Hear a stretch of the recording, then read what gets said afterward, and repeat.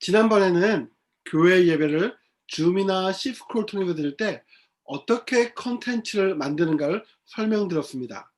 파워포인트에서 미디어를 사용하는 방법으로 최대한 예배를 활성화하는 방법이었습니다. 그런데 목사님들께서 그 설명만으로는 좀 부족한 것 같아 저희 교회의 지난 예배에서 설교 부분만 캡처해서 보여드리도록 하겠습니다. 저 또한 파워포인트와 줌 사용에 미흡한 부분이 많습니다. 여러분들은 적절한 동영상까지 활용하시면 저보다 훨씬 더 완성도 높은 예배를 인도하시리라 믿습니다. 지난 런던 엘린교회의 예배 설교 실황입니다. 25장 1절로 13절입니다. 마태복음 25장 1절로 13절 말씀입니다. 우리가 너무 잘 알고 있는 우리 열처녀의 비유입니다. 마태복음 25장 1절로 13절입니다. 너희를 알지 못하노라 하였느니라. 그런즉 깨어 있으라. 너희는 그 날과 그때를 알지 못하느니라. 아멘. 기도하십니다. 주님 감사합니다. 오늘 열처녀의 비유를 통하여 저희들 주신 메시지였는 줄 아오니 아버지 하나님 우리들 기름통에 기름을 준비하고 살아가는 우리들 될 수 있도록 인도하여 주옵시고 우리가 미련한 처녀처럼 주의 오실 날을 준비하지 못하고 주의 눈이 저희들이 초대하는 그 잔치에 나아가지 못하는 그런 어리석음을 범치 않도록 저희들을 인도하여 주시옵소서. 우리를 구하신 예수님 이름으로 기도드렸습니다. 아멘. 자, 오늘 같이 성경을 같이 이렇게 읽고 하다 보면 우리가 온라인으로 지금 예배를 드리기 때문에 제가 이게 읽고 가는 것들이 아마 한 1초, 2초 정도가 이게 늦어질 거예요. 여기서 실제로 하는 것보다. 근데 그건 이제 그 컴퓨터에 그 프로그램이 그렇게 되어 있는 거기 때문에 그건 어쩔 수 없어요. 또 찬양을 하다 봐도 제 찬양하고 맞추기가 좀 어려울 텐데 제 찬양을 맞출 필요가 없습니다. 여러분들 그 찬양 소리 맞춰가지고 하시면 될 거라고 믿어집니다. 자, 오늘 읽어드릴 그 본문 말씀 가운데 열처녀의 비유인데 열처녀의 비유에 보면 25절 1절에 그때 천국은 해가지고 천국이 무슨 말인지 천국에 대해서 좀 쭉 설명하고 있는 게 1절로 13절에 있는 이 본문의 메시지라고 하는 것이죠. 그럼 우리는 지금 열처녀 기름을 준비하지 않은 여기에는 우리가 신경을 쓰고 우리가 굉장히 이걸 포커스를 맞추는데 여기 중요한 건 뭔가 하면 천국은 이러하다. 천국. 그래서 천국에 대해서 지금 말씀하고 있는 거예요. 천국을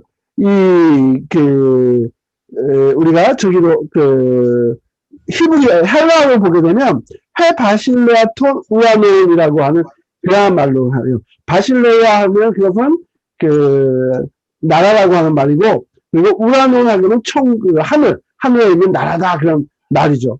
그래서 오늘 마태복음 25장 1절 본문에 천국은 마치 등을 들고 신랑을 맞으러 나간 열처녀와 같다고 하는데 25장의 이 열처녀의 비유는 천국을 의미한다고 우리가 지금 보면 되는 것이죠. 그러면 이 천국 단어를 들으면 우리 어떤 생각이 드는지 한번 우리가 좀 생각해 봐야 될까요? 천국 하면 보통적으로 그건 우리 지금 실생활과 좀 멀리 떨어져 있다. 지금 우리가 살아있는 동안에 복받고 살아있는 동안에 우리가 뭔가 좀 하나님으로 응답받는 것도 중요한데 천국 이야기하게 되면 그건 굉장히 동떨어져 있는 것으로 생각하는데 그것은 잘못된 생각이라고 하는 것이죠.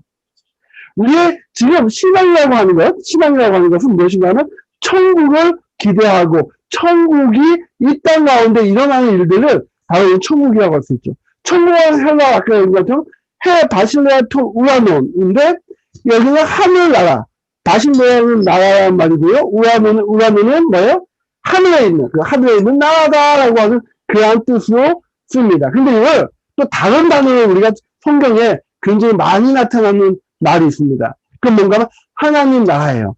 이 하나님 나라는 우리는 헬라어로 하게 되면 바실레아 투 데우라고 합니다. 데우는 하나님이에요. 그래서 바실레아 나라 투 데우는 하나님에게 속하여 있는 나라다. 그래서 천국과 이 하나의 하나님의 나라라고 하는 이 두 개의 이 단어가 신약 성경에서는 교차해서 이게 막 사용되어지고 있다고 하는 부분들 우리는 잘 이해를 주고 있습니다. 그래서 단순히 천국하면 우리가 이 땅에 세상에 죽어서 가는 나라가 아니라 실제로 하나님의 나라라고 하는 그러한 것들을 포함하고 있다고 하는 거예요. 그래서 이 두 표현은 똑같이 바실레이아, 이 바실레아는 나라, 또 하나는 킹덤, 그러면 왕국, 왕이 다스리는 나라라는 말이죠. 그러한 단어가 지금 들어있죠. 그러니까 바실레아에는 나라, 통치, 다스림이라고 하는 그 뜻이 이 가운데 포함되어 있는 거예요. 그것은 공간적인 의미, 그 시간적인 의미가 아니라 그것은 하나의 운동의 성격, 그게 뭔가 하면 무브먼트. 우리가 이런 식으로 우리가 이 나라들이 우리가 지금 하는 것들이 인도되어지는, 그러니까 뭔가 하면 환경보호운동 하는 사람들은 환경을 지켜야 됩니다. 막 보호하고 운동하죠. 그리고 정치인들은 자기 정치인들에 맞는 그 운동들을 합니다.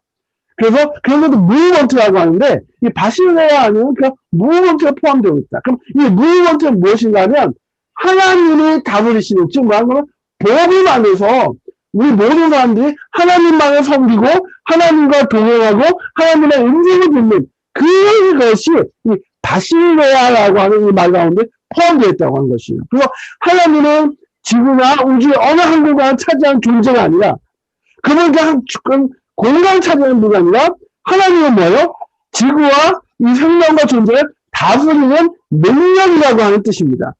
그래서 그 다스림을 직접 묘사할 수 없게 예수님은 비유로 지금 설명을 하고 있는 거예요. 그래서 이 바실레아라고 하는 말 가운데 하나님께서 다스리시는 그런 비유가 복음서에 얼마든지 많이 나오고 있다고 하는 거예요. 근데 이 많이 나오는 거에 우리는 정말 중요한 이 나라라고 하는 말, 그 다음에 이 킹덤이라고 하는 말, 하나님께서 다스리시는 천국은 하나님의 나라라고 하는 공통적인 의미를 우리는 많이 캐치하지 못하고 있지 않은가 하는 부분에서 이 본문의 말씀을 다시 한번 우리가 봐야 될 점이 있습니다. 그래서 우리가 지금 신앙을 열심히 한다고 하지만 어쩌면 우리는 기름을 절반밖에 준비하지 않은, 그 기름을 제대로 준비하지 않은 어리석은 다섯처녀가 될 수도 있다고 하는 것이죠. 그래서 오늘 우리는 이 미련한 다섯처녀인지 아니면 슬기로운 다섯처녀인지를 우리 이 본문 메시지 가운데 우리 자신을 좀 돌아보는 저와 여러분들 되어주기를 한번 간절히 소망합니다. 마태복음 25장 1절에 이 본문 말씀을 여기 되면 하늘나라가 신랑을 맞으러 나간 10명의 처녀와 같다고 이야기하고 있습니다. 정확하게 말하면 하늘나라는 10처녀가 혼인잔치에서 지금 맞이하는 이 사건과 같다고 하는 거예요. 그럼 우리 모든 이 10처녀는 우리 성도들, 우리들이 지금 포함되어 있는 것이죠. 그래서 지금 하늘나라, 오늘 이 시간을 살아가고 있는, 오늘 이 땅을 살아가고 있는 그거가 같다고 하는 것이죠. 자, 김성경 사모님, 너무 얼굴 찡그리지 마십시오. 다 보입니다. 자, 5명은 등을 준비했지만, 다른 5명은 등과 기념을 준비하지 못하다고 하는 거예요. 그리고 신랑이 신부로 데려좀 신부집으로 오는데, 이 지금 젊은 처녀들이 불을 밝히고 막 춤을 추면서, 그날은 이 신랑 도착이 좀 늦어졌던 것 같아요. 그래서 이 10명의 처녀들이 졸다가 신랑이 도착했다는 소리를 듣습니다. 그래서 지금 막 불을 밝히고 막 춤을 추면서 신랑을 맞이할 준비를 해야 되는데 본문에서는 이것을 지금 등이라고 이야기했지만 실제적으로 이건 횃불이라고 하는 의미를 더 가지고 있어요. 그래서 지금 신랑을 맞으러 횃불을 들고 그러니까 뭔가 너무나도 뭐 당시에 이 예수님 당시에는 바깥에 무슨 뭐 가로등이 있는 것도 아니고요. 그러니까 신랑을 맞이하는 그것을 밝히기 위해서 횃불에다 불을 붙여서 가지고 나가야 된다고 하는 것이죠.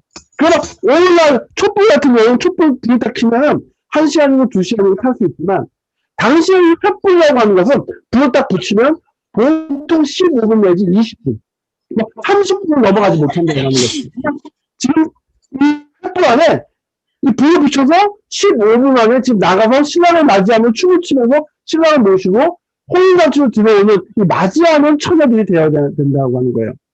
그래서 오늘 이 본문 메시지에는 뭔가 하면 정말 나중에 재림하여 예수님이 오실 때 예수님을 맞이하러 나가야 될 우리의 모습이 예수님이 오실다는 것 자체가 너무나도 다혹하다는 거예요. 여기는 지금 기념을 준비한 5처녀와 기념을 준비하지 않은 5처녀 모두 다 졸고 있었어요.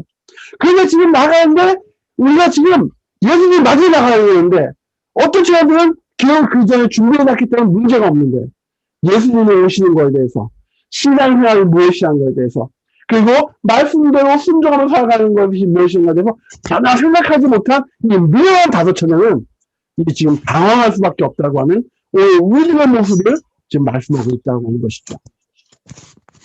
지금 춤을 출 수 있는 시간이 짧아요. 15분이라고 하는 30분이나 짧습니다. 짧은 시간 안에 지금 신랑을 맞으러 나가고 그 데리고 와야 됩니다.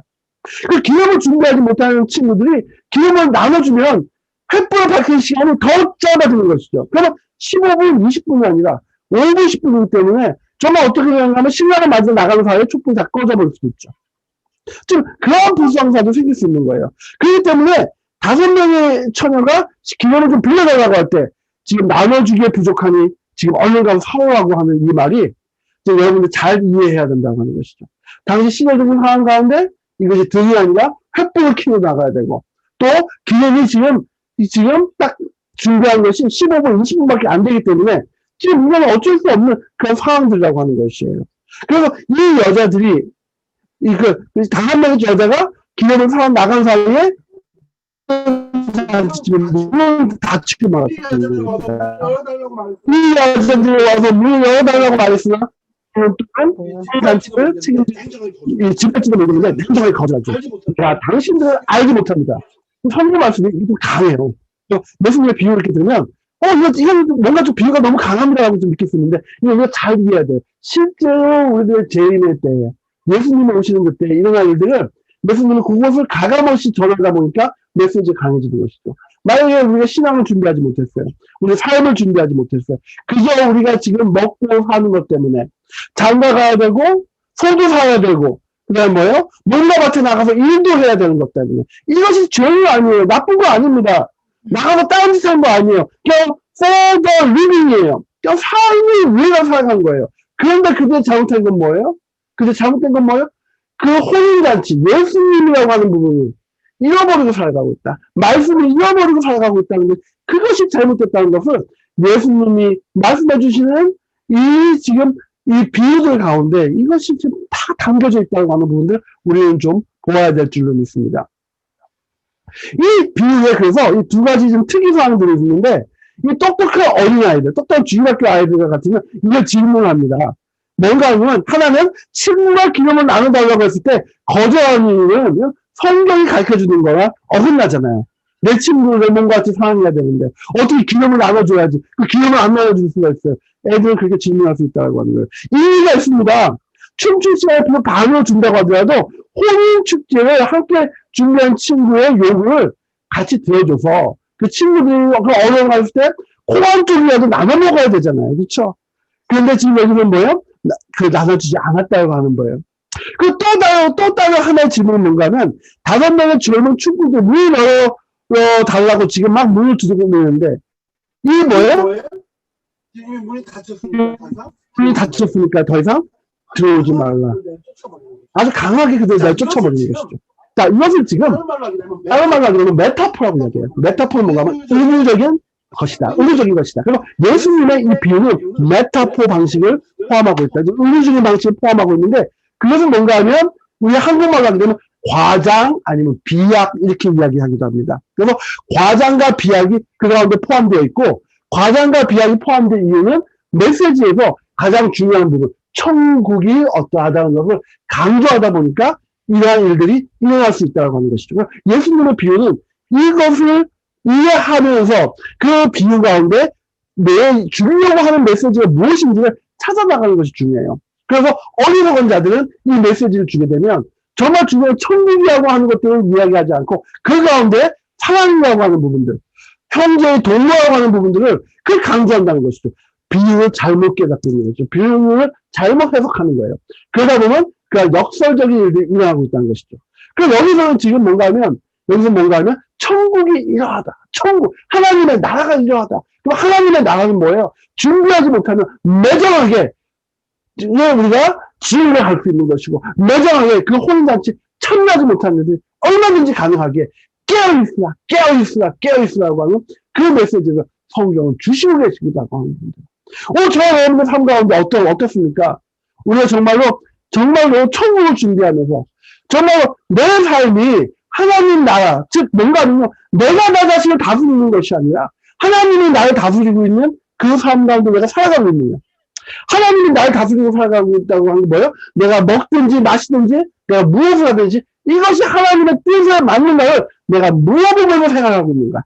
그것이 아니라 내 본능적으로 내가 배가 고프면 먹고 내가 자고 싶으면 자고 내가 만나고 싶으면 만나고 내가 중심이 된 삶을 살아가고 있는가를 성경은 지금 말씀해서 지시한 거예요.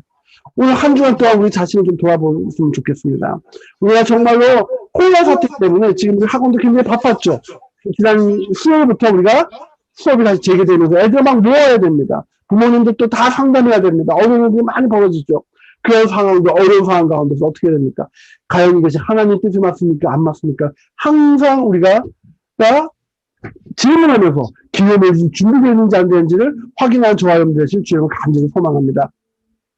이것은 지금 또 다른 우리 한번 그 비유를 봅니다. 결정적이고 절대적인 사건이 우리 일상에서 어떻게 일어나는지 한번 봅니다. 이 공황장애를 지금 앓고 있는 사람이 있다고 해요. 이 공황장애를 한번 알아보셨는지 모르겠습니다. 공황장애 앓는 사람은요, 이게 사실 공황장애 때문에 죽지는 않아요. 죽지는 않지만 이 공황장애에 걸린 사람은 죽을 만큼 아파요. 이게 지금 이 죽음이 막 눈앞에 보여집니다. 왜냐하면 막 숨이 못 쉽니다. 그 공간에서 숨이 못 쉬니까 지금 내 입을 다 털어먹는 생각해보세요. 얼마나 답답하겠어요. 그리고 숨이 안 쉬어지고 그래서 심장이 벌렁벌렁벌렁 하는데 내 귀도 막 들립니다. 그 심장이 막 금방이라도 지금 멎을 것 같은 막 심장이 막 나한테 보내요. 지금 뭔가 나 지금 심장이 지금 아파. 나 지금 심장이 멎을 것 같아. 막 두드리고 있어요. 그러면 이 공황장애에 걸리고 있는 사람은 제정신을 차리지 못해요. 그렇기 때문에 옛날에는 약도 없었잖아요. 뭐 그걸 병이라고 생각하지 않았어요. 그렇기 때문에 옆에 있는 사람이 그 사람을 어떻게 대신해 줄 수 있는 방법이 아무것도 없습니다. 정말 공황장애에 걸린 사람이 옆에 있는 사람은요, 그 사람을 안아줘도 이게 정지가 안 되고, 말해도 말이 들어오지 않아요. 이걸 그 사람이 처해지고 있는 상황은 그 사람이 그 문제를 약을 먹든지 아니면 그 자리를 피해 나와야 되거든요. 공황장애는 이 장소적인 이 개념이 많아요. 그 장소로 도망쳐 나와서 다른 데 가지 않는 이상에는 그 안에서 그걸 해결할 수 있는 방법이 없다고 하는 것이죠. 바로 이것이 오늘 이 비유에서 미련한 5처녀에게 해당된 말씀이라고 하는 것이죠. 이 미련한 5처녀의 일들이 이 지금 공황장애에 앓고 있는 그 일들과 똑같다고 하는 거예요. 그렇기 때문에 누군가 기회를 나눠줄 수 있는 그런 부분이 아니라고 하는 거예요. 신앙은 그하다. 천국은 그아니라고. 두 사람이 함께 맷돌 가다가 한 사람은 들려가고 한 사람은 남아요. 두 사람이 함께 밥을 먹다가 한 사람은 들려가고 한 사람은 남아요. 그것이 천국이라고 하는 것이죠. 똑같은 상황 가운데 있는데 지금 들려가는 사람이 남아있는 사람을 위해서 해줄 수 있는 게 아무것도 없어요. 기념을 나눠주고 싶어도 기념을 나눠줄 수가 없다고 하는 것이죠. 내 신앙 때문에 내가 널 같이 데려가고 싶어도 데려갈 수 없다고 하는 거예요. 그건 자녀에게도 자식에게도 다 포함된 말씀이라고 하는 것이죠. 우리가 형제를 사랑한다 하지만 형제가 과연 천국에 가고 안 가고의 문제, 그 문제가 얼마나 우리가 지금 그 문제를 시급하게 생각하고 있는가. 그것이 아니라 보면 우리가 천국을 놓치고 있다고 하는 것이죠. 자, 여기 또 다른 부분들을 한번 봅니다. 이게 지금 이게 동을 점령한 만취, 수치한 사람이 있습니다. 이 사람이 막 술 먹고 나서 동에 나가가지고 비틀비틀하고 돌아갑니다. 그것을 위해서 큰 사고가 났다고 합니다. 그리고 이 만취 당한 사람도 이 차에 치여가지고 정말로 죽을지 살지 모르는 일들이 일어났고요. 또 차가 치는 바람에 차가 또 여러 가지로 실제로 일어난 사건인데 차가 여러 가지 사고가 일어난 바람에 그 차에 탄 사람들도 다치고요. 그래서 지금 여러 가지 문제가 있었어요. 그런데 그의 가족들이 경찰서에 찾아갑니다. 그리고 막 이야기합니다. 아니, 신명이 있는 사람이 이렇게 돌아다니면 너희들이 가서 그 사람을 보호해줘야지. 보호해주지 못했기 때문에 이런 사건이 터진 거 아니라고 경찰을 탓할 수 있을까요? 아니면 이웃 사람을 탓할 수 있을까요? 이웃 사람을 얘기합니다. 왜 당신들이 이 사람을 보호해주지 않습니까? 할 수 없는 것이죠. 여기는 매일 책임은 뭐예요? 이 술 먹고 길바닥에 나간 그 사람에게 책임이 있는 것이에요. 모든 책임은 그 사람한테 있는 것이죠. 그 다음에 후차적인 책임을 따진다고 한다면 그 다음은 경찰관, 주위에 있는 사람도 알 수 있겠지만 가장 먼저 건 술 먹고 바깥에 나간 이 사람이라고 하는 거예요. 이것이 바로 천국에 있는 비유의 말씀에 해당이 되는 겁니다. 우리가 이야기합니다. 기념을 나눠주지 않은 5사람들? 그 이야기하는 5사람은 그것이 아니란 거예요. 그게 기념을 준비하지 아니했던 5사람들. 그 사람에게 결정적인 책임이 있다고 하는 것이죠. 그것이 바로 천국이라고 하는 것을 이야기해주고 있다고 하는 거예요. 예수님의 때가 됩니다. 천국의 때가 됩니다. 그럼 뭐예요? 문은 엎질러졌다고 하는 거예요. 엎질러진 문이에요. 본문 자칫 문이 닫힌 다음에는 열어주고 싶어도 열어줄 수 없는 상황이 이런 상황이라고 이야기합니다. 오늘 비유가 맞는지 모르겠지만 한번 좀 극단적인 비유죠. 비유를 통해서 우리가 좀 더 이 다섯 처녀에 대한 비유를 설명하기 위해서 이런 비유를 가지고 한번 우리가 두어봅니다. 세상에서 돌이킬 수 없는 일들이 많이 일어나듯이 이 천국이라고 하는 부분들도 돌이킬 수 없는 일들이 많이 일어난다고 하는 것이에요. 그래서 성경은 뭐라고 합니까? 그런즉 너희는 깨어있으라 말씀하고 있다고 하는 거예요. 그리고 이 본문 메시지 가운데서 그런즉 너희는 어떻게 깨어있으라. 이 비유를 통해서 예수님이 전하는 메시지 핵심지는 13절에 나오게 됩니다. 이 구조만 정확하게 안다면 기독교 신앙의 근본을 안다고 해도 잘못이 아니에요. 오늘 우리들에게 지금 이 시간에 예수님이 오셔도 이 메시지를 주실 것이에요. 예? 이 메시지를 제가 다시 한번 읽어보겠습니다. 상투적인 경고를 여기지 말고 처음 접한 말씀으로 한번 정말 이 메시지 같이 한번 읽어봅니다. 한번 같이 읽어볼까요? 본문 메시지 13절입니다. 시작. 그런즉 깨어있으라 너희는 그 날과 그 때를 알지 못하는가. 아멘. 오늘 예수님 메시지를 주시고자 그런즉 깨어있으라. 우리가 말씀 얼마나 깨어있냐. 오늘 우리가 얼마나 말씀을 보려고 합니다. 오늘 예수님의 재림신앙, 예수님의 재림신앙이 엎어지는지 오래돼버렸습니다. 교회들마다 예수님의 재림이라고 하는 것들을 전혀 생각하지 않아요. 인간들이 그동안 많이 나왔기 때문에 문제가 되기도 했죠. 이게 바로 사탄이 하는 전략들이에요. 예수님의 재림은 반드시 지구상에 있어질 일들입니다. 그 예수님의 재림을 생각해야 되는 것이고, 또 하나는 뭐예요? 우리가 생명이 끝나왔나, 우리는 심판받을 수밖에 없는, 존재들이라고 하는 부분들은 깨달아 알아나가야 된다고 하는 것이죠. 그때가 오게 되면, 이건 뭐예요? 늦어지기 때문에. 그런즉, 우리의 지금 시간이 있는 동안에, 우리가 삶이 있는 동안에, 우리는 깨어있으라고 말씀하고 계신 거예요. 그 날과 때는 아무도 알지 못한다라고 이야기하는 거죠. 그런데 그 날과 때는 신랑이 신부집에 도착하는 그 순간을 가리킵니다. 그 순간에 혼인을 축하하는 축제가 시작되었어요. 어두웠던 신부집에 횃불이 밝혀집니다. 풍악을 울리고 춤을 춥니다. 본문이 말하는 날과 때는 생명이 완성되는 때를, 하나님의 창조가 완성되는 때를, 궁극의 비밀이 드러나는 때를 가리키는 거예요. 철학적인 이야기를 하게 되면 왜 존재하는 것은 존재하고 물은 도대체 왜 없는가라는 질문에 답이 주어지는 그러한 순간입니다. 이 순간은 또다시 이야기하면 구원의 실체가 드러나는 예수 그리스도가 오신 이 재림의 순간입니다. 어떤 이들은 기독교의 예수 재림 신앙을 유치하다고 이야기해요. 실제로 우리가 신앙생활 의도조차도 그것을 좀 드러나지 않은 그런 경향도 있는 거예요. 지금까지는 이 세상이 중요하지 왜 종말과 생명 완성을 운영하냐고 이야기하기도 합니다. 그것보다는 여기서 열심히 사는 게 더 중요하지 않느냐고 말하기도 합니다. 기독교의 재림 신앙은요, 오늘의 현실을 부정하는 것이라고 비판하기도 합니다. 다 잘못됐던 거예요. 바로 신앙을 잘못되어지면, 이 비판을 잘못받게 되면 바리새인들의 신앙과 성경들의 신앙과 다를 바 없는 잘못된 종교인으로서요. 즉 그리스도인이 아니라 잘못된 종교인으로 갈 수도 있다고 하는 거예요. 기독교 신앙이 말하는 세계를 그들이 오해하기에 이런 비판들이 나오죠. 이런 주장과 비판과 논리에서 관건은 생명 완성을 어떻게 생각하느냐에 달려있어요. 생명 완성을 행복한 삶이라고 바꿔서 생각해도 되죠. 그게 무엇입니까? 생명 완성, 행복한 삶. 자, 기독교를 비판하거나 냉소적으로 바라보거나 무관심한 이들도 행복한 삶을 살기를 원합니다. 행복하게 살기 위해서 열심히 일하죠. 그 시대가 제시하는 행복한 삶의 조건을 갖추기 위해서 애였습니다.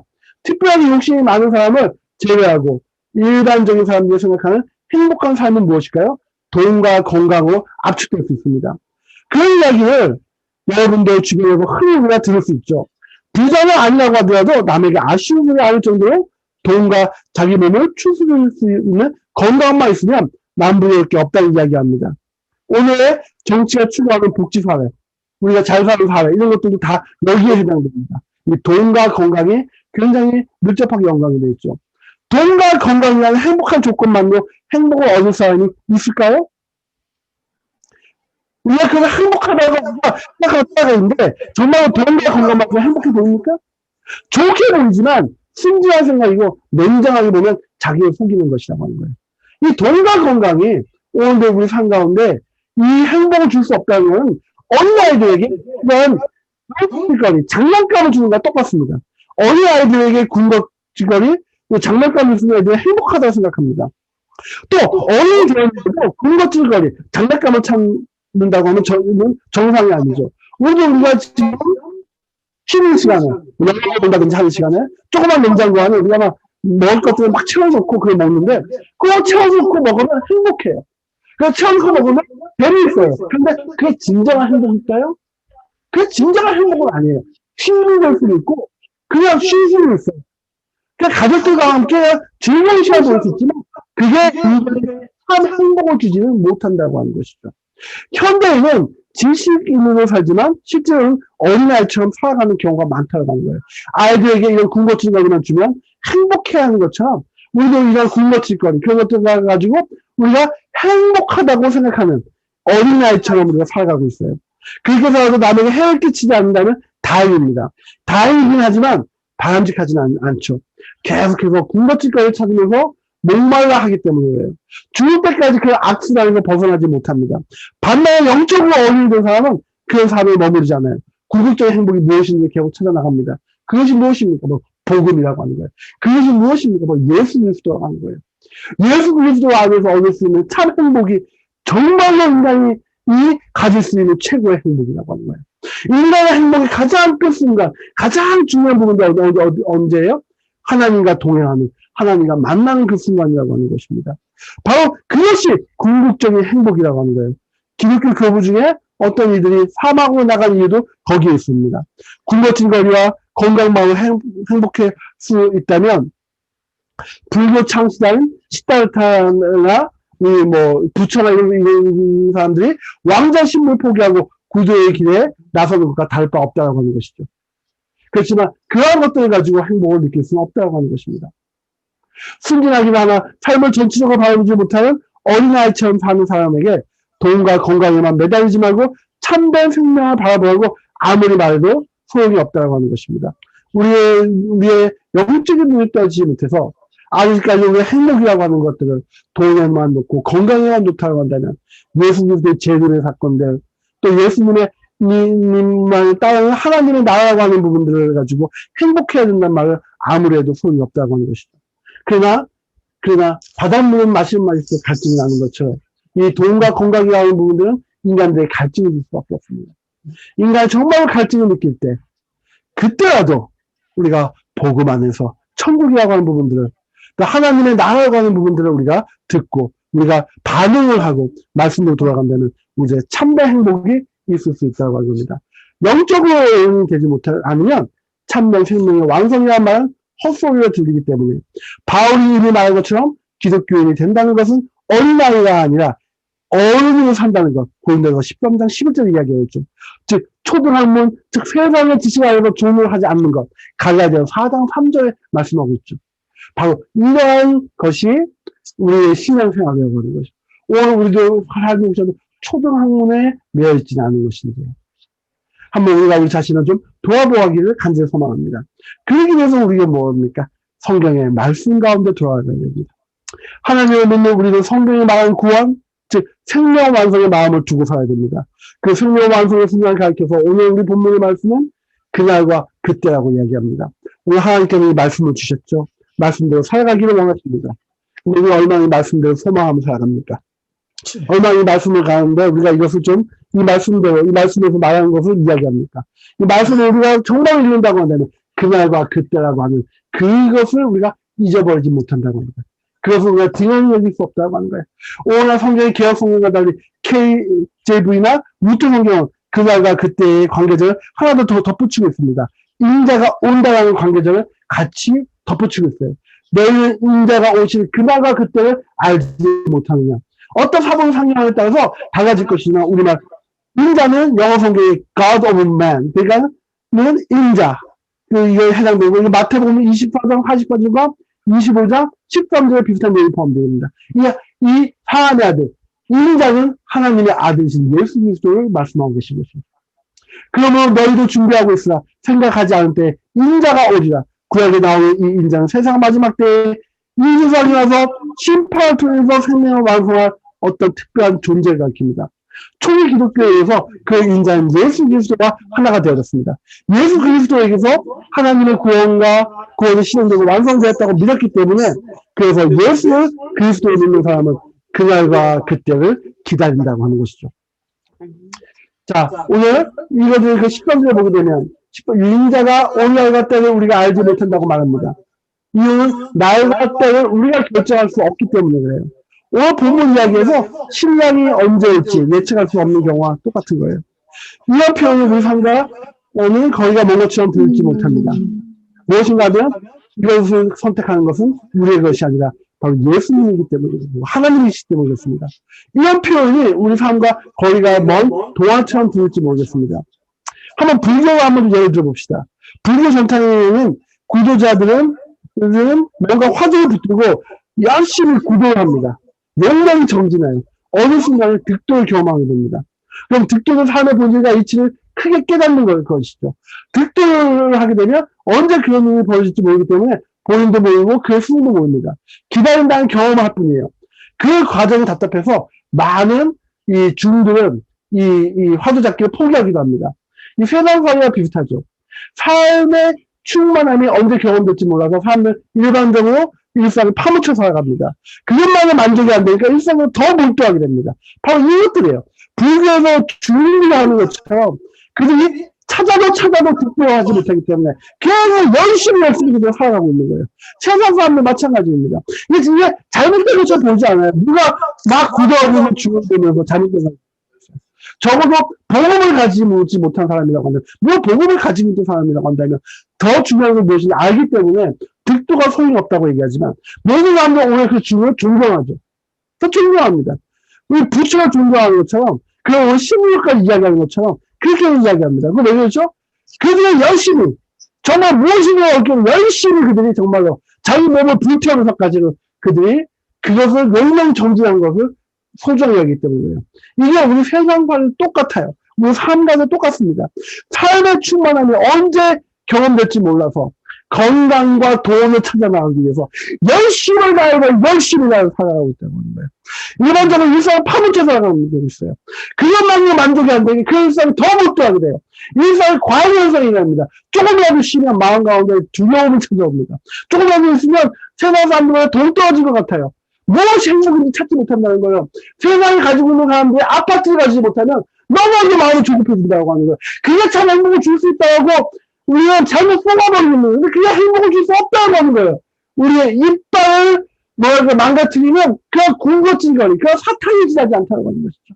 그런데 우리는 너무나도 열심히 살아가서 너무나도 열심히 그 아파트를 가지기 위해서 우리가 세상이 주는 그 건강과 그 돈을 찾기 위해서 그리고 또 그렇게 살아가는 사람들 존경하고 있어요.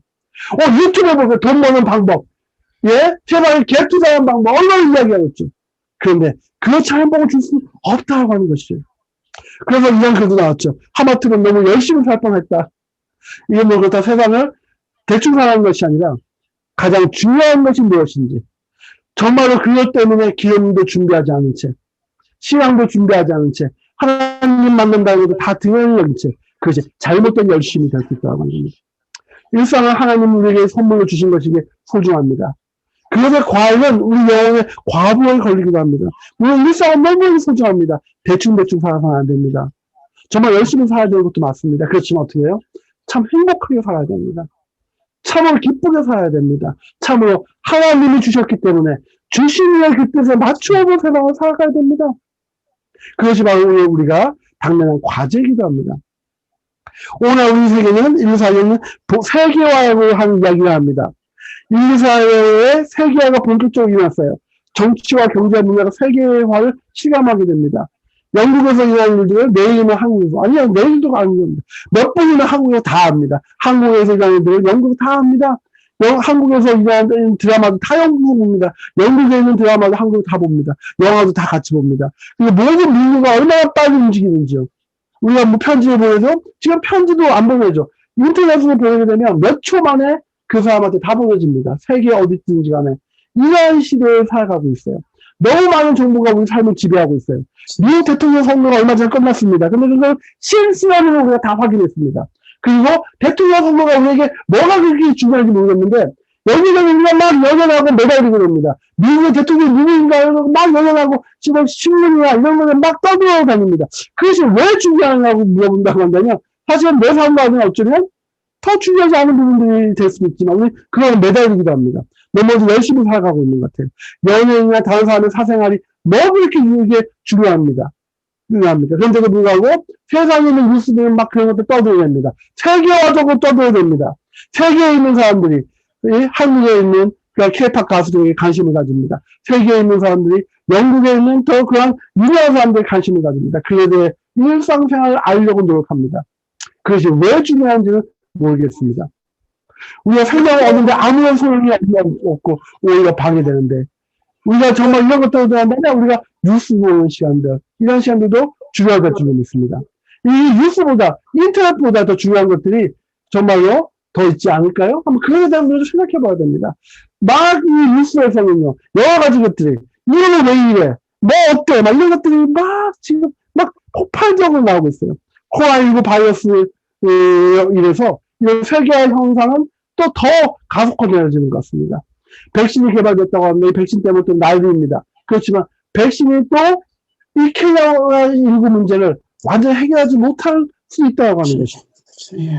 백신 맞았다고 해서 몇 달이 걸리는데 지금 막 그거 가지고 또 막 과부하 걸려서 백신 전쟁처럼 막 이야기합니다. 그것이 우리 삶 가운데 조급증을 줍니다. 열심히 살아야 될 당위성을 줍니다. 그런데 잃어버리는 일들이 더 많을 수 있다고 한다면 우리는 좀 그런 쪽에 볼륨을 낮추고 우리의 말씀 가운데 볼륨을 더 높여야 되지 않겠는가. 하나님은 이 시대 가운데 코로나19 바이러스를 통해서 우리가 주시고자 하는 메시지는 무엇인지, 오늘 우리가 사람을 만나지 못하는 그 상황 가운데 우리가 얼마나 더 말씀 가운데 들어와 있는지, 그리고 우리가 더 말씀 가운데 얼마나 또 하고 있는지. 국내의 여행은 줄었다고 하는데 내 영혼의 이 성경 말씀에 있는 여행은 얼마나 많이 하고 있는지. 우리가 아직도 국내 여행만 열리면요 막 나가려고 지금 요입당하고 있어요. 어저께도 한번 나가서 킹스턴이라고 나가봤는데 사회상에 있는 사람들 다 몰려나와가지고 이게 코로나 바이러스인지 뭔지 전혀 알지 못해요. 너무나도 막 오랫동안 사람들 만나지 못하다가 사람을 만나니까 쇼에만 가도 정신이 어지러지라고 정말로 이 막 가슴이 답답해지고 옛날에 알았던 막 그 질병이 막 고황장애 같은 게 오는 듯한 느낌을 받아 정말 힘들었는데 어디로 모은 사람들이 다 몰려나왔는지 다 몰려나와가지고 지금 사람들은 밀당하고 있습니다. 여행 가려고 밀당하고 있습니다. 또 막 한국도 밀당하고 있는지 믿습니다. 막 국제적 여행 다니려고 막 한 것들 막 기다리고 있어요. 그것이 하나님의 뜻일까요? 그걸 기다리려고 하는 그 코로나19를 주셨을까요? 하나님은 코로나19를 주신 이유, 나만의 시간들을 가지고 우리가 좀 더 생각하고 가족들을 위해서 좀 생각하는 것들이 필요하지 않을까요? 국내 여행이 크게 줄었다고 합니다. 그것을 우리가 불행해지지는 않죠. 혼자 지나는 시간이 많이 늘어나니까 생명의 근원에 대한 질문하는 시간이 자연스럽게 늘어날 수 있는데 우리 그 시간 동안에 어쩌면 뉴스라든지 이런 것들 더 많이 마음이 빼앗기지 않는가 하는 거거든요. 그렇다고 오늘 본문의 표현을 빌리면 신랑이 도착할 때와에 대해서 더 집중하는 것이 오늘 이 시대에 필요하지 않나 하는 것이죠. 10명의 젊은 청년들이 신랑이 올 때 기다렸습니다. 그들은 신랑이 도착해서 혼인잔치를 시작하면 춤을 춰야 됩니다. 정말 즐거운 순간입니다. 하나님의 경험이 이어갔습니다. 오늘 예수님이 재림을 했다고 딱 한다고 한다면 우리 대다수는 예수님 왜 지금 오셨어요? 라고 하면 뛰어나갈까요? 당황스러울 거예요. 과연 이것이 맞나? 이게 성경적으로 맞는 거야? 성경적으로 맞는 그 내용인데도 불구하고 예수님의 재림을 우리가 준비하지 않았기 때문에 당황할 수밖에 없는 우리의 모습을 볼 수 있는 것입니다. 하나님의 경험이 이어갔습니다. 정말로 우리가 거룩한 혼인잔치에 우리가 들어가기 위해서 우리가 정말로 춤을 추지 못한다 할지라도 춤을 추지 않더라도 춤을 추는 사람들 보고 함께 즐거워하는 그 마음의 준비, 어쩌면 우리가 알지 못하는 춤을 추게 될 수 있는 거예요. 기쁨으로 충만하면 춤을 추지 않을 수 없습니다. 본문에 신랑을 기다리는 젊은 여성들은 신랑이 도착이 늦어서 좋았습니다. 예수 재림의 지연으로 인해서 초기의 기독교인들의 신앙생활이 나태해진 상태를 마태복음 기자가 그렇게 표현하는 것으로 보입니다. 춤을 추는 신앙의 축제를 절실하게 생각할 수 있었다면 아무리 피곤해도 졸지 않았을 것입니다. 우리 일상의 삶이 지루하고 피곤해서 잠시 들 수는 있으나 기름 준비를 게을리하지 않을 것입니다. 깨어있으라고 10번들의 이 경고하는 말씀을 우리가 자주 들었는데 그것은 바로 겟세마네 기도에서도 똑같은 메시지를 주십니다. 예수님을 체포하시던 날 밤에 제자들과 함께 겟세마네 동산을 기도하실 때 베드로에게 이렇게 말씀하신 적이 있습니다. 시험에 들지 않게 깨어 기도하라. 마음의 명예에 육신이 약하다. 마태복음 26장 41절이죠. 그래서 깨어있으라고 말씀하시는 이유는 깨어있어서 살기가 쉽지 않기 때문에 깨어있으라고 말씀하고 계신 거예요. 실제로 밤잠을 줄이라는 말씀은 아닙니다. 현재 자기 인생이 어디를 하고 있는지에 대해서 정신을 차리려고 돌아보라는 뜻이에요. 이게 제정신을 차리라는 게 생각보다는 쉽지 않아 보입니다. 왜냐하면 세상 안에서 우리 자신을 찾아야 되기 때문에 그렇습니다. 영국에서 작은 산들을 오르면서 혹은 이 길들을 걸어다 보면 이런 길들이 많이 나옵니다. 이게 뭔가 하면 걷는 과정을 소중하게 하기 때문에 이 길들이 끝이 없어요. 끝이 없어요. 이 나가다 보면 옆에 양쪽으로 끝도 안 보이는 길들에 서게 됩니다. 그 길들을 걷다 보면 이 길들 빨리 걸리려고 열심히 뛰면 어떻게 됩니까? 지쳐버려서 걷지 못해요. 그러면 이 길 걸 동안 어떻게 됩니까? 한 걸음 한 걸음을 정말 기도하는 마음으로 걷게 돼요. 이게 지금 영국에서 이 베이컨 비큰이라든지 아니면 이제 많은 산들이나 이런 것들인데 그런데 가가지고 한 번씩 걸어보면 동일하게 느껴지는 감정입니다. 내 건강 상태. 빨리 걷게 되면 못 걸어요. 이제 뭐랄까요, 젊지도 않지 않습니까? 그럼 어떻게 됩니까? 천천히 걸어야 돼요. 그리고 좀 때에 따르면 앉아서 쉬기도 해야 됩니다. 그럼 뭐가 중요한가 하면 언제 어디에 도착할 것인가가 중요하지 않아요. 그 한 걸음 한 걸음이 중요해요. 한 걸음 한 걸음 걸어가면서 내가 지금 내 인생을 돌아보는 그 시간이 중요하다고 하는 거예요. 그것이 지금 이 순례라고 하는 부분들 우리 인생은 순례자의 길이라고 이야기합니다. 그렇기 때문에 우리는 순례에 나가는 길로 살아갑니다.